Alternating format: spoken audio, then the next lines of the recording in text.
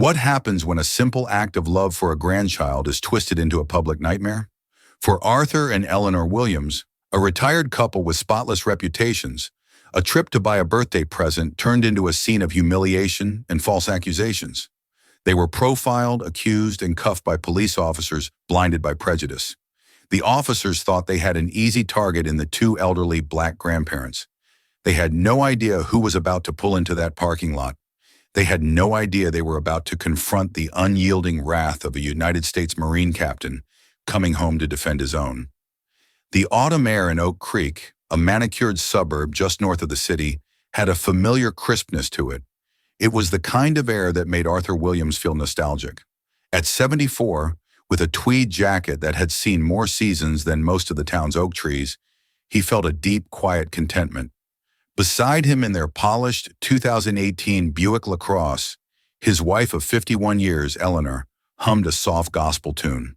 Her silver-streaked hair was elegantly pinned, and her eyes, though framed by the fine lines of a life well lived, held a vibrant, youthful sparkle. They were on a special mission. Their grandson, Leo, was turning 12, and Leo was obsessed with filmmaking. He created little movies with his friends on an old smartphone, complete with surprisingly clever camera angles and dramatic, if slightly wobbly, action sequences.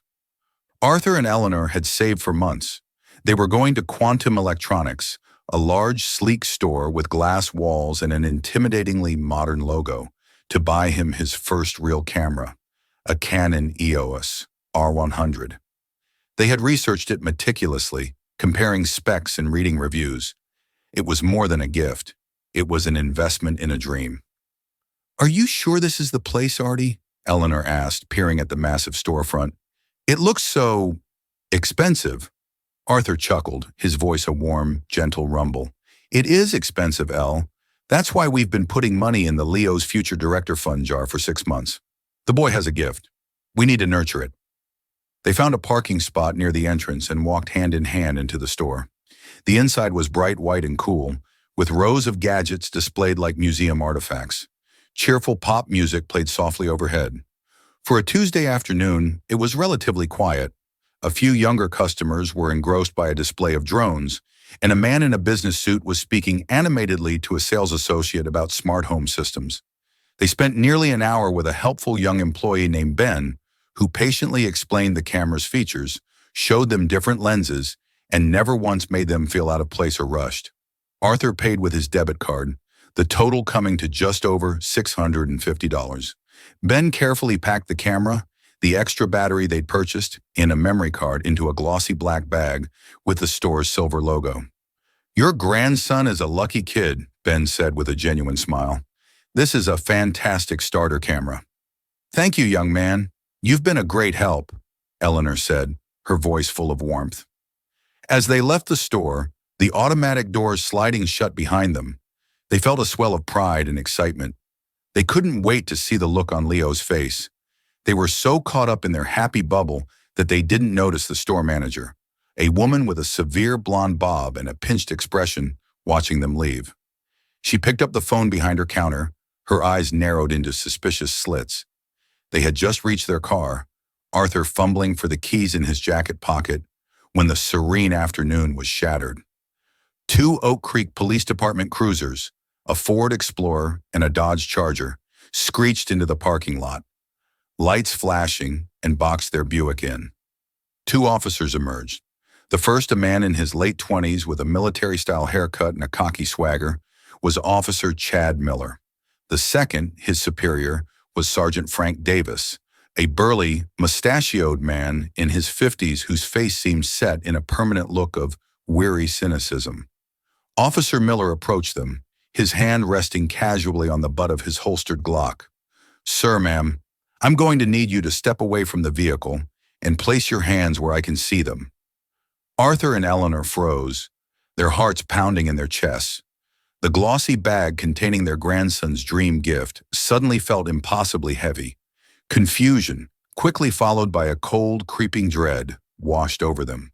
This had to be a mistake, a terrible, unbelievable mistake. "Officer, there must be some sort of misunderstanding," Arthur said, his voice steady despite the tremor in his hands. He held his empty palms up, a gesture of peace and compliance he'd unfortunately had to learn as a young black man decades ago. Eleanor stood beside him, her face a mask of disbelief. "We haven't done anything wrong." Officer Miller's eyes flickered over them, a dismissive, sizing-up glance that lingered on Arthur's tweed jacket and Eleanor's simple purse.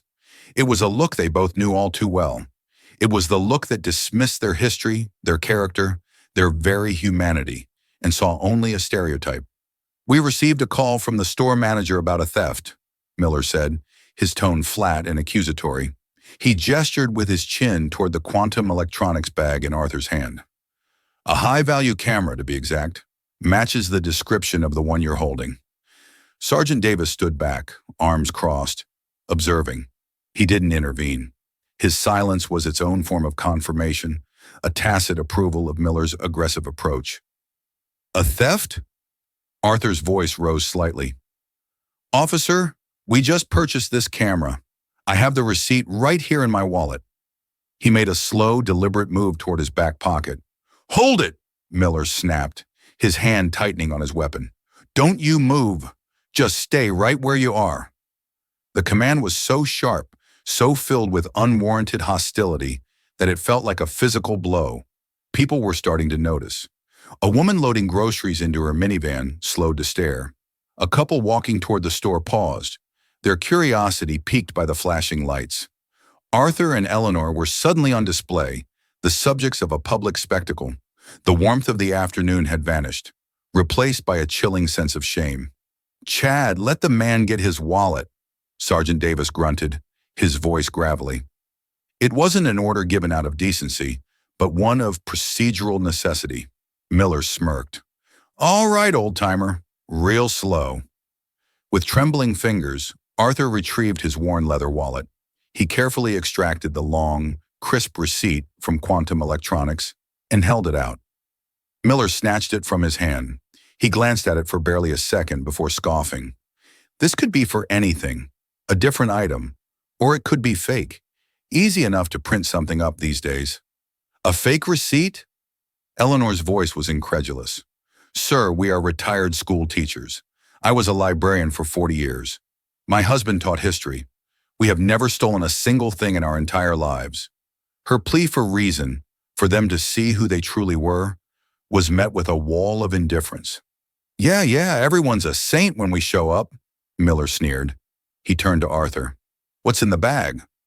"It's the camera we just bought for our grandson's birthday," Arthur said, his dignity a fragile shield against the officer's contempt. "Open it," Miller commanded. Arthur placed the bag on the hood of his car and carefully took out the box containing the Canon EOS R100. Miller examined it, then looked at the receipt again. He pointed to a line item. "Says here you bought an extra battery. Where's that?" "It's in the box with the charger," Arthur stammered, his mind struggling to keep up with the absurdity of the situation. "So you say." Miller then looked at Eleanor. "Ma'am, I'm going to need to look in your purse." "My purse?" Eleanor clutched it tighter. "Why?" "Standard procedure. Looking for other stolen merchandise," Miller said. It was not standard procedure, and they all knew it. It was an exercise in power, in degradation. Without waiting for permission, Miller reached out and took the purse from her. He unceremoniously dumped its contents onto the hood of the car. A wallet, a tube of lipstick, a small Bible, a packet of tissues, reading glasses. A small framed photo of their son Marcus, in his Marine Corps dress blues, clattered onto the metal. Miller picked up the photo, glanced at it, and tossed it back down with the rest of the items, his face impassive. The casual disrespect for the image of their son, a man who had served his country for over 15 years, was a fresh, deep cut. It was then that the store manager, Karen Vickers, walked out, flanked by a nervous-looking security guard. She pointed a perfectly manicured finger at them. "That's them," she said, her voice loud and self-righteous. "They were acting very suspicious. They lingered in the camera section for a long time, and I saw him slip something into her purse when they thought no one was looking." It was a blatant, venomous lie. Arthur felt the air leave his lungs. He looked at this woman, a complete stranger, who was casually and cruelly dismantling their lives on the asphalt of a parking lot. Ma'am, that is not true, Aunt, Arthur said, his voice shaking with a mixture of anger and disbelief.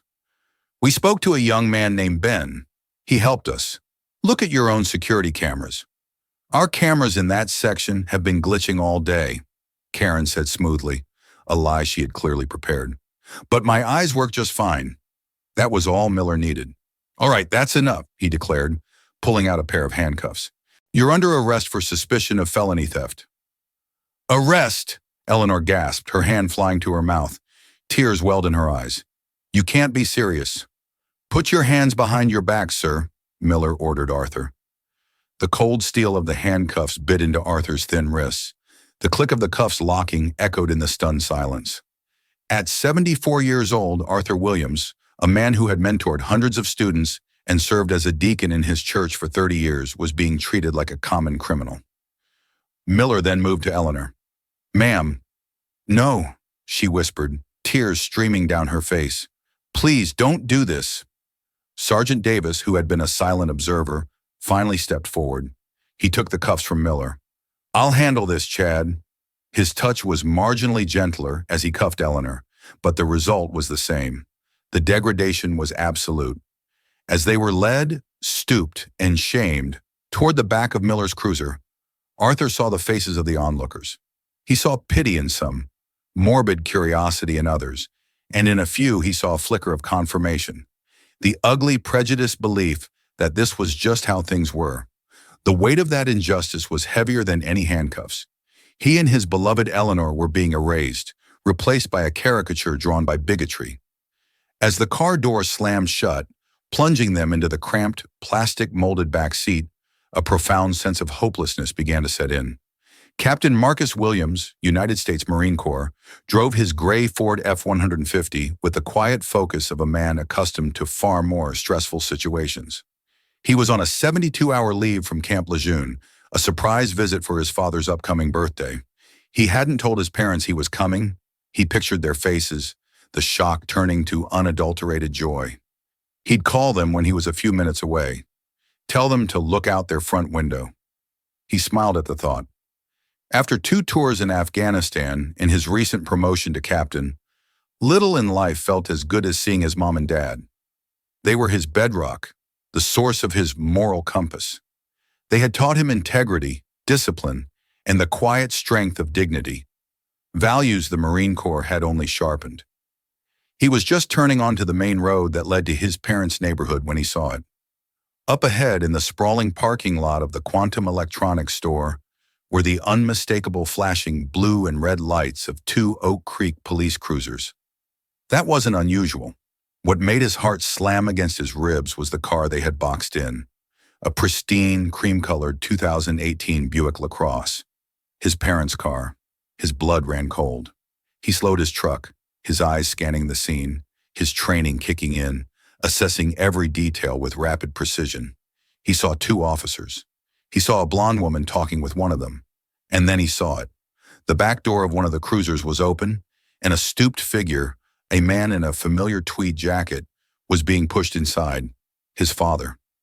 Then he saw his mother, her shoulders slumped in a way he'd never seen before, being led to the same car. A feeling Marcus hadn't felt since a firefight in Helmand Province seized him. A cold, razor-sharp rage that narrowed the world down to a single objective: protect his family. He didn't speed. He didn't swerve. He pulled his truck into the adjacent parking aisle, turned the engine off, and got out. He moved with an economy of motion that was both unnervingly calm and intensely menacing. He was wearing civilian clothes, jeans, and a simple gray Henley, but he carried himself with an authority that no uniform could bestow.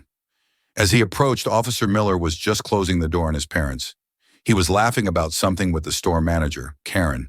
"Excuse me," Marcus's voice cut through the air. It wasn't loud, but it had a quality of command that made everyone freeze. Miller turned, his smile fading into a look of annoyance. "Sir, this is an active police scene. You need to stay back." Marcus ignored him. His eyes were locked on the tinted window of the police cruiser, where he could just make out the silhouettes of his parents' heads. "Those are my parents in your car," Marcus stated. It wasn't a question. "What is going on?" "This is official police business, pal. Move along before I arrest you for obstruction, Miller said, puffing out his chest. He was used to intimidating people. He was not prepared for Marcus Williams. Marcus took another step forward, closing the distance between them. He was taller than Miller, and his physical presence was formidable. "You're not listening," he said, his voice dropping to a low, dangerous growl. "You have detained Arthur and Eleanor Williams. I am their son. You will tell me what crime they have been charged with. Now." Sergeant Davis, sensing the sudden shift in atmosphere, stepped in. The younger officer was out of his depth. "Sir, your parents are under arrest on suspicion of felony theft." Marcus's gaze shifted to Davis. He assessed the older cop in a second, complacent, lazy, letting his hothead partner run the show. "On what evidence?" Marcus demanded. "The store manager witnessed them shoplifting a high-value camera," Davis said, gesturing toward Karen. Marcus's eyes fell on Karen Vickers, who shrank back slightly under his intense scrutiny. Then he looked at the open bag from Quantum Electronics sitting on the hood of his parents' Buick, next to the scattered contents of his mother's purse. He saw his own face staring up at him from the discarded photo frame.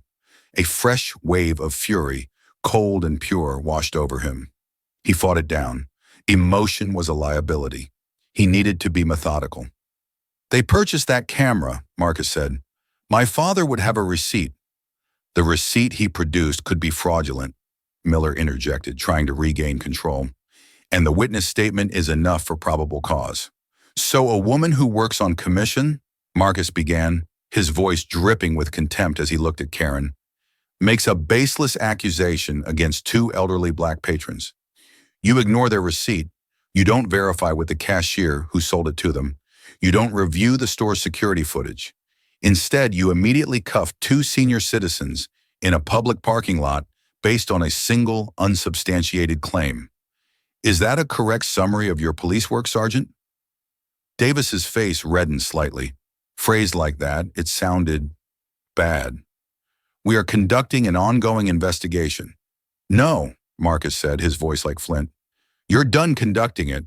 Your investigation is over. You're now going to conduct a new one, with me. First, you're going to call your supervisor and have him meet us here. Second, you are going to get the security footage from this store for the last hour. All of it, not just from the glitching camera section. And third," he took another step closer, his eyes boring into Miller's, "you are going to take my parents out of that car, uncuff them, and let them sit in their own vehicle while we sort out the mess you've made." Miller laughed, a short, ugly bark. "You don't get to give us orders, buddy." Marcus stood still for a moment. Then he reached into his back pocket and pulled out his wallet. He didn't show a driver's license. He flipped it open to his military ID. "Captain Marcus Williams, United States Marine Corps," he said, his voice ringing with authority. "I've commanded 200 Marines in combat zones. I know what a chain of command looks like. I know what proper procedure is. And I know a civil rights violation when I see one. You have 2 minutes to get my parents out of that car before my next call is to the ACLU and the best civil rights attorney on the East Coast. Your choice, Sergeant." Sergeant Davis looked from the ID card to Marcus's unflinching eyes. He saw no bluff. He saw a man who would burn their entire world to the ground to protect his family. The sweat on Davis's brow suddenly felt very cold. This situation had just spun violently out of his control.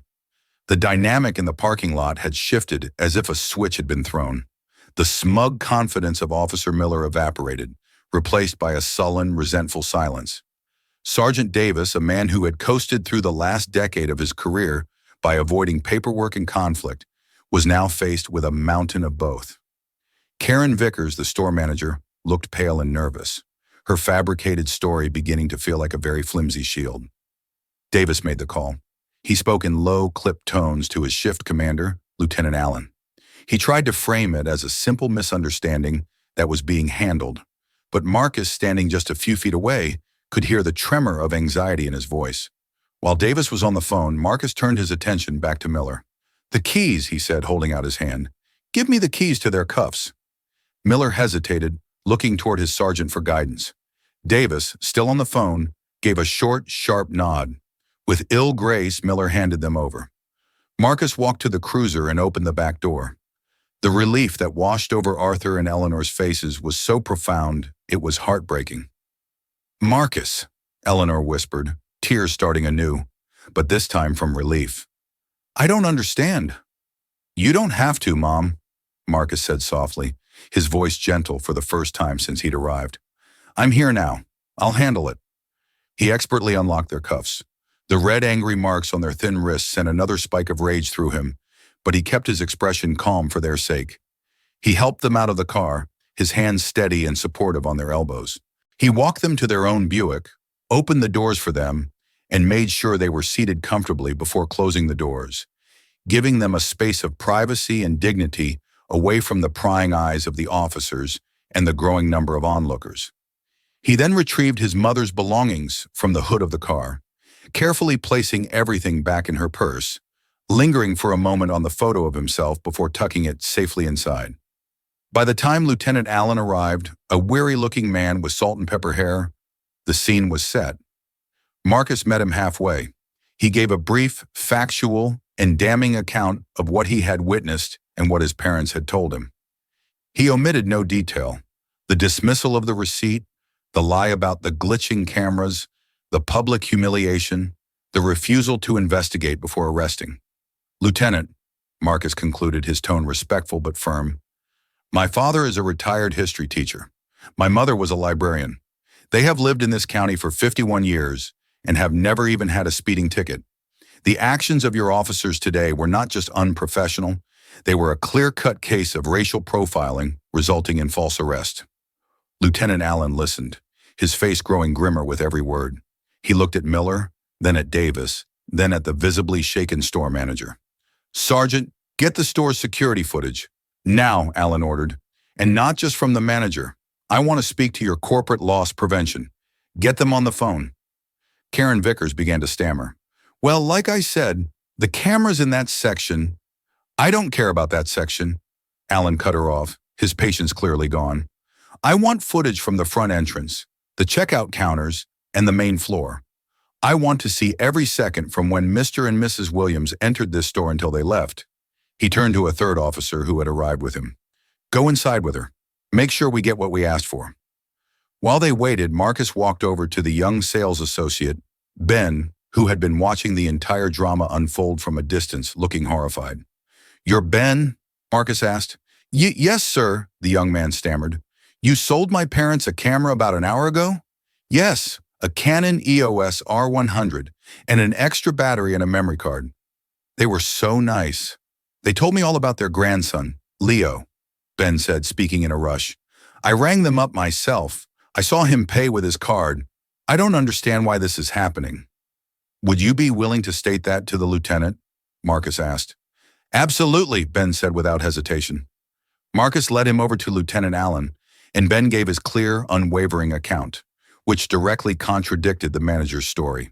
The foundation of the accusation was now crumbling into dust.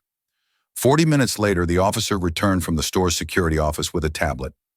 Lieutenant Allen, Sergeant Davis, Officer Miller, and Marcus huddled around it.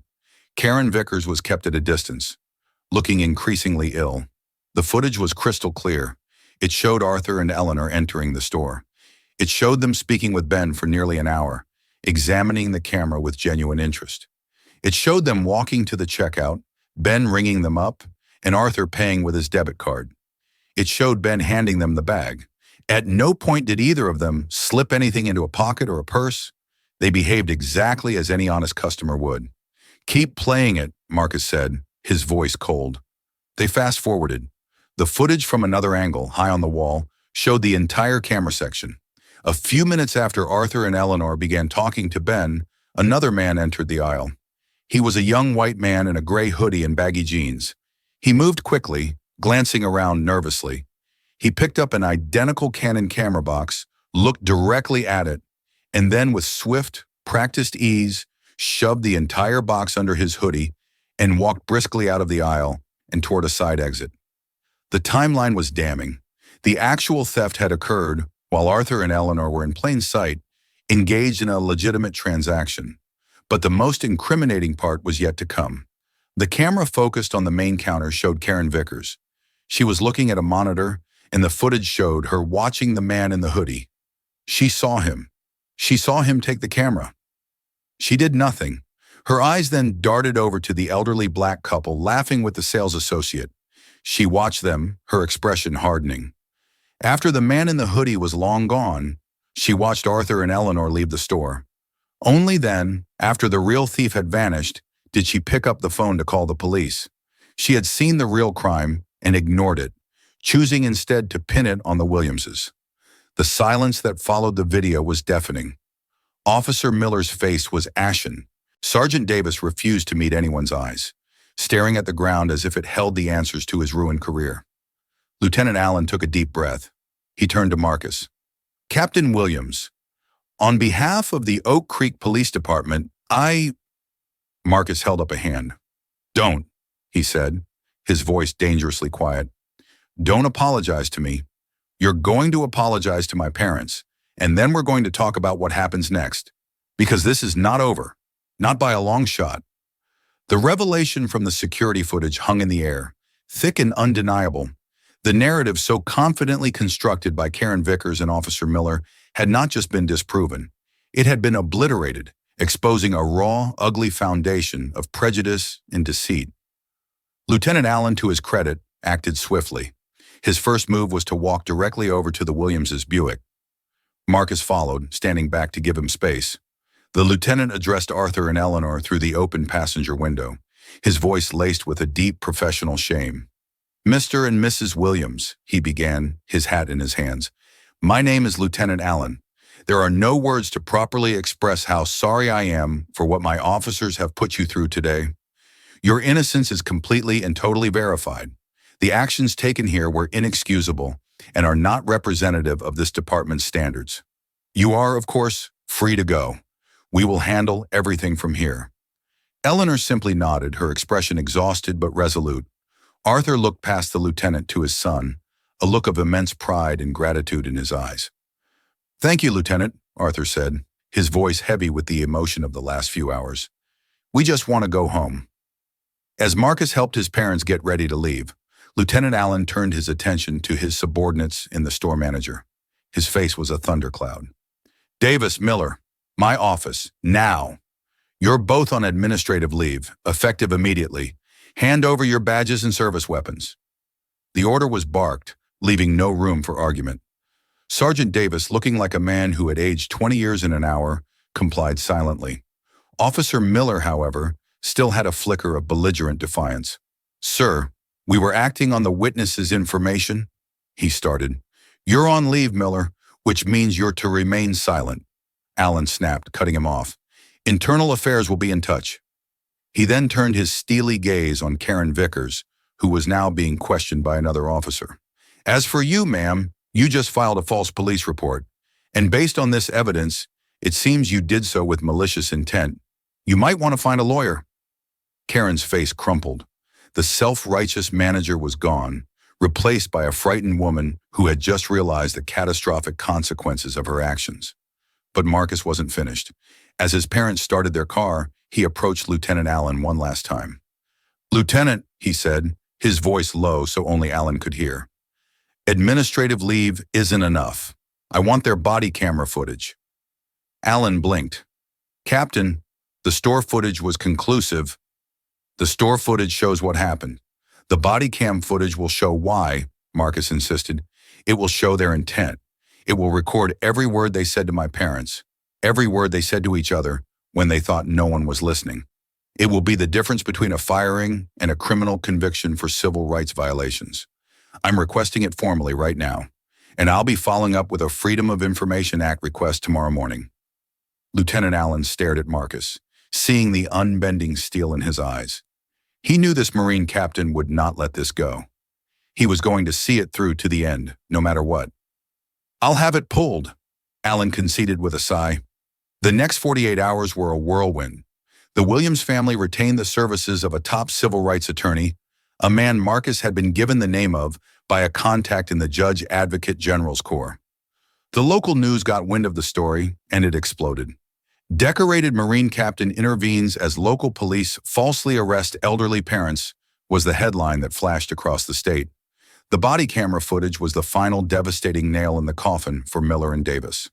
As Marcus and their lawyer watched it in a sterile office, the audio painted an even more sickening picture than the security video.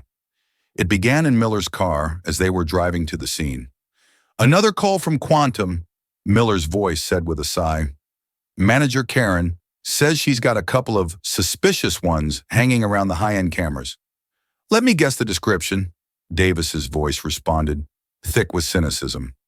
"You got it in one, Frank," Miller chuckled. "Bet you $1 they drive something old and flashy."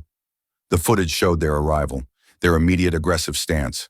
But the most damning audio came after they had cuffed Arthur and Eleanor and placed them in the car.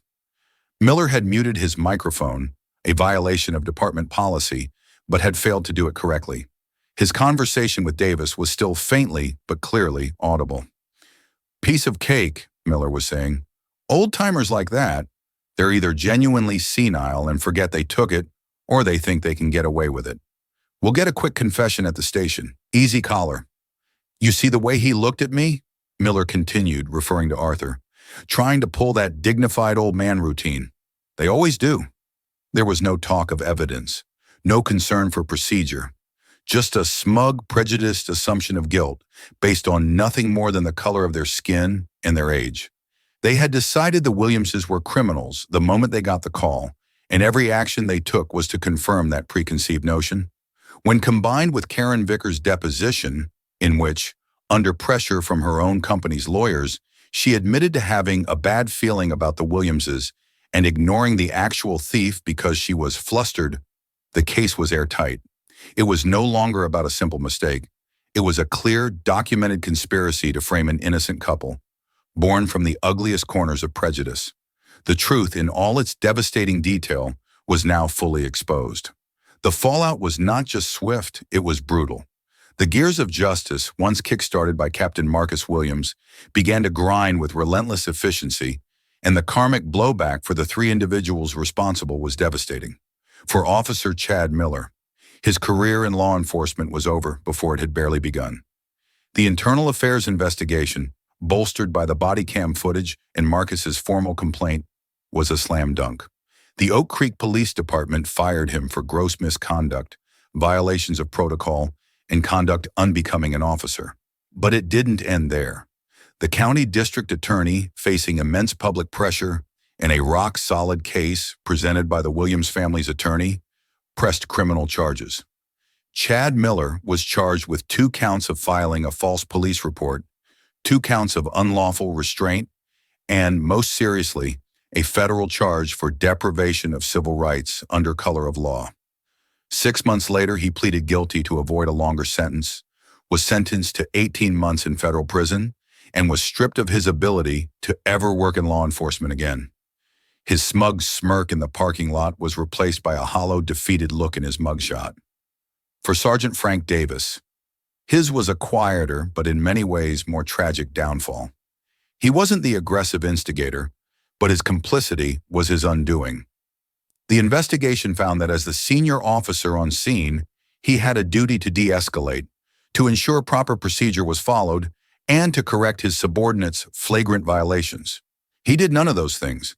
He stood by, allowed it to happen, and in doing so, endorsed it. He was found guilty of dereliction of duty and neglect of a subordinate. He was forced into retirement, but the police pension board, citing the criminal nature of the incident, voted to strip him of his pension. After 31 years on the force, Frank Davis left with nothing. He lost his home to foreclosure within a year and was last seen working as a night watchman for a storage facility, a ghost of the authority figure he once was. For Karen Vickers and Quantum Electronics, the corporate hammer came down hard. The moment the security footage was verified, Quantum Electronics' corporate office went into full damage control. Karen Vickers was fired immediately. In a press release, the company called her actions a reprehensible and unacceptable violation of our company's core values of respect and integrity. But the corporation itself could not escape liability. Faced with an ironclad, multi-million-dollar lawsuit from the Williams family for defamation, false imprisonment, and emotional distress, Quantum Electronics' legal team quickly sought a settlement. The final number was never made public, but sources close to the case reported it to be in the range of $2.5 million. A condition of the settlement was a public written apology to the Williams family published in the state's largest newspaper. Furthermore, the company was forced to overhaul its employee training programs nationwide, implementing mandatory, rigorous anti-bias and de-escalation training for all managers. The Oak Creek store location became a pariah in the community. Sales plummeted, and within a year, the gleaming glass building was vacant, a silent monument to the day prejudice and lies were met with unyielding truth. For the Williams family, their vindication was absolute, but they did not simply take the settlement money and retreat into a quiet life. Guided by Eleanor's quiet strength and Arthur's deep sense of history and justice, they used a significant portion of the funds to establish the Leo Williams Foundation for Justice, named after the grandson whose birthday gift started it all. The foundation provides pro bono legal aid to victims of racial profiling and false arrest, turning their traumatic experience into a powerful force for good in their community.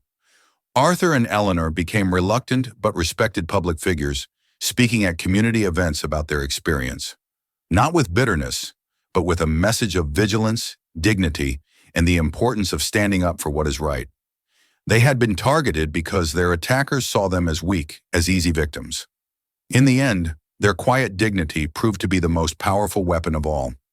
The camera they bought for Leo sat on a shelf in their living room, not as a reminder of that awful day, but as a symbol of how an act of love, when defended with courage, could triumph over an act of hate. 6 months had passed. The Earth had completed half a journey around the sun, tilting Oak Creek away from the fierce heat of summer and back into the familiar, gentle embrace of autumn. It was the same crisp, clean air that had filled Arthur Williams's lungs with nostalgia on that fateful Tuesday, but now it carried a different quality.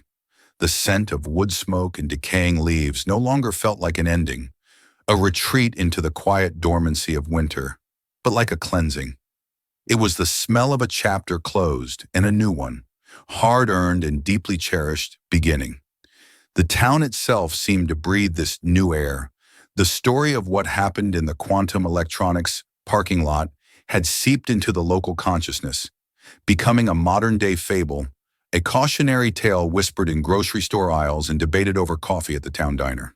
The gleaming glass-walled building that once housed the electronics store now stood as a silent, hollow monument to the day a community's ugliest prejudices were laid bare. Its dark, empty windows reflected the passing clouds and the changing colors of the oak trees, a constant, unavoidable reminder of the high cost of a lie. Locals called it the Williams Incident, a phrase that carried a complex weight of shame, respect, and a nascent, town-wide resolve to be better. This resolve was most visible within the Oak Creek Police Department. The scandal had been a brutal but necessary cauterization of a festering wound. Lieutenant Allen, now promoted to captain and given a clear mandate by a chastened city council, was leading a top-down reformation. The old guard's cynical, coasting culture was being systematically dismantled. New, rigorous, and continuous anti-bias training, designed in consultation with civil rights groups, was mandatory for every officer. A community outreach division was established, tasked with rebuilding the shattered trust between the department and the citizens it served. Captain Allen, a man whose weary professionalism had been galvanized into a crusader's purpose, often used an anonymized version of the Williamses' arrest and training seminars, his voice steel hard as he described it as the absolute embodiment of a catastrophic failure, a never-again moment for his department. Today, however, the epicenter of that earthquake was an oasis of peace and celebration. At the Williamses' comfortable, book-lined home, the air was filled not with the ghosts of the past, but with the warm, inviting sense of cinnamon, baking apples, and Arthur's famous slow-cooked barbecue. The backyard, a meticulously kept square of green lawn and vibrant marigolds, was alive with the cheerful noise of friends and family. They were celebrating a dual milestone, Arthur's 75th birthday and the official launch of the Leo Williams Foundation for Justice. Arthur stood by the large smoker, a content smile playing on his lips. His old tweed jacket, the one that had become an unwitting symbol of his public humiliation, was retired. In its place, he wore a handsome charcoal gray blazer, a birthday gift from Marcus. He wasn't just the patriarch of his family today. He was the chairman of the board of a new, powerful force for good. He turned a rack of ribs with a practiced hand, his gaze sweeping across the yard, cataloging the faces of their supporters. His old principal was there, locked in a lively debate with members of their church deacon board. Their civil rights attorney, a sharp, empathetic man named David Chen, was laughing with his wife and kids near the patio. And standing near the bird bath, looking slightly overwhelmed but deeply happy, was Ben, the young sales associate from Quantum. After the store closed, Arthur had personally written him a letter of recommendation that had landed him a better job with a local, family-owned camera shop. Ben was an honored guest, a living symbol of the simple decency that had been the first casualty on that terrible afternoon. Eleanor came up behind Arthur, wrapping her arms around his waist and resting her head against his shoulder. Her silver-streaked hair caught the golden afternoon light. "They all came, Artie," she whispered, her voice filled with a quiet wonder. Arthur placed his hand over hers. "They came because what we're doing matters, Elle. They came because they know it could have been them." He looked at her, his eyes full of a love that 51 years had only deepened. "How are you holding up?" "I'm better than holding up," she said, her voice firm with the librarian's quiet strength that Marcus had inherited. "I feel purposeful." In the weeks after the incident, Eleanor had been the family's emotional bedrock. While Arthur wrestled with the historical echoes of the injustice and Marcus channeled his anger into strategic action, Eleanor focused on the human cost. She had spent hours on the phone, not with lawyers, but with other families in the state who had reached out after hearing their story.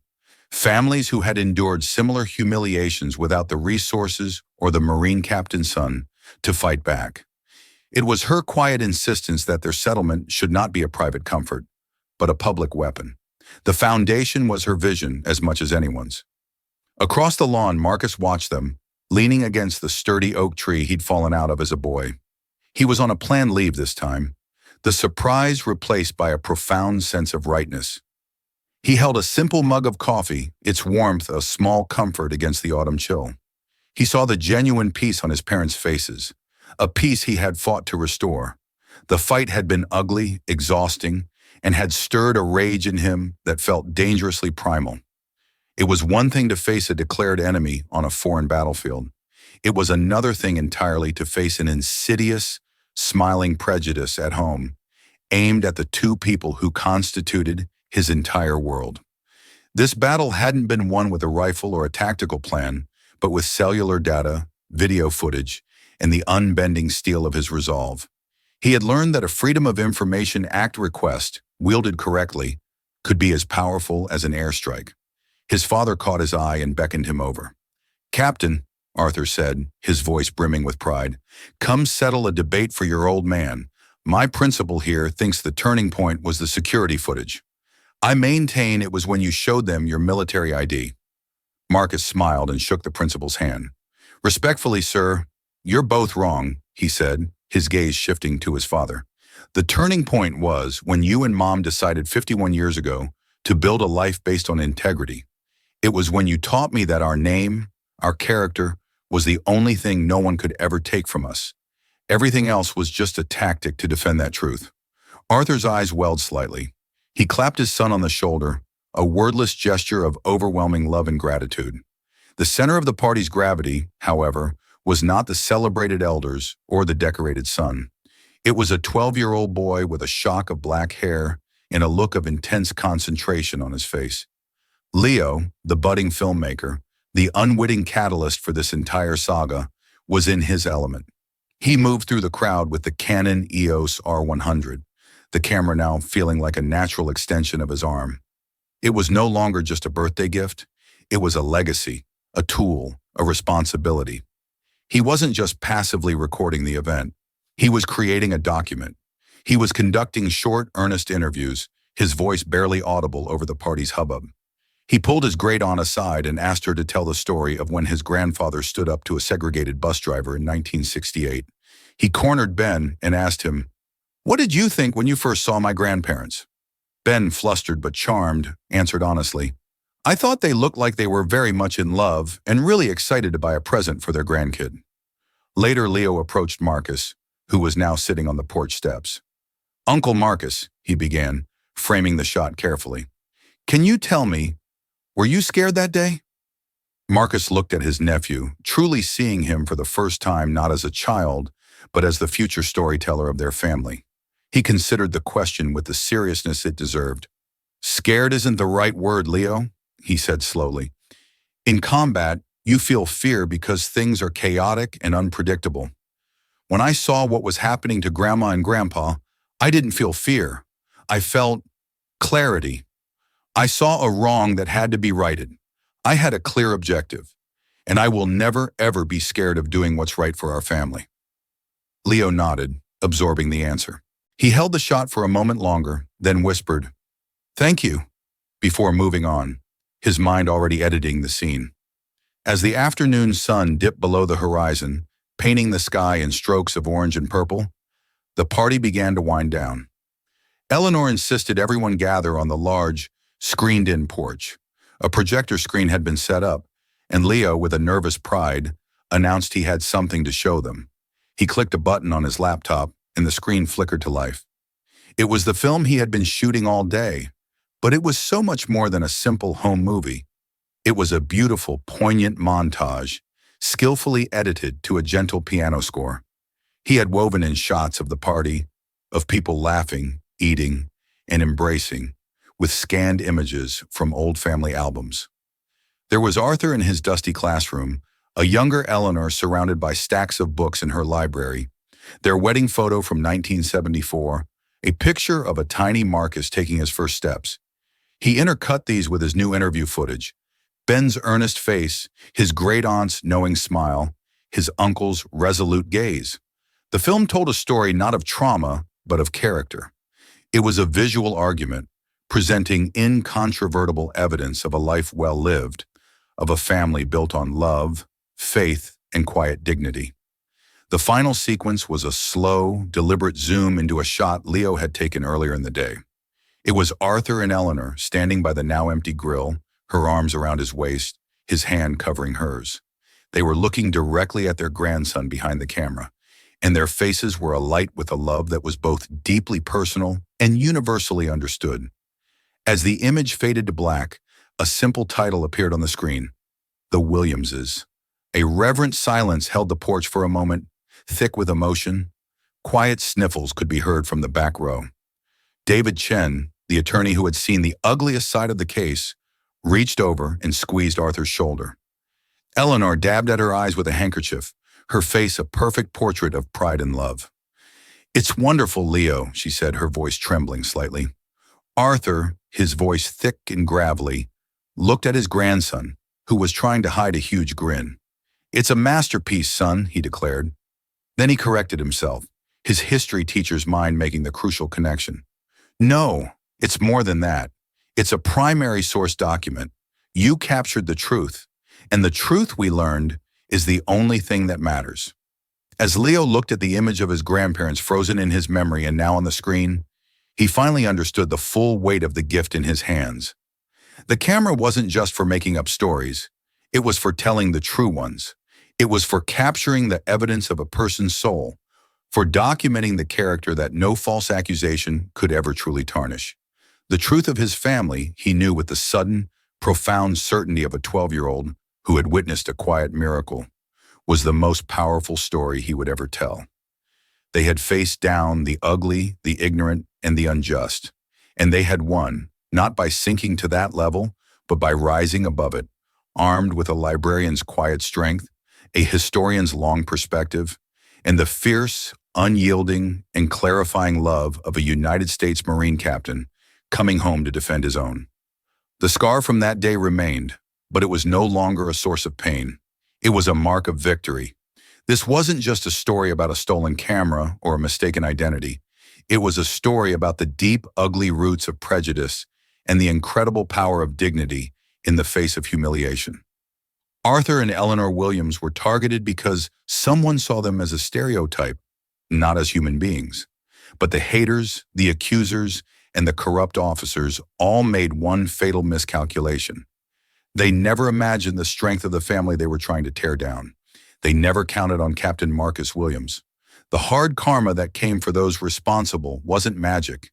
It was the direct result of a son who refused to let his parents' honor be trampled. If their story of courage and vindication moved you, and if you believe that justice should always prevail, then please take a moment to support our channel. Hit that like button, share this video with someone who needs to hear it, and be sure to subscribe and turn on notifications. Thank you for listening.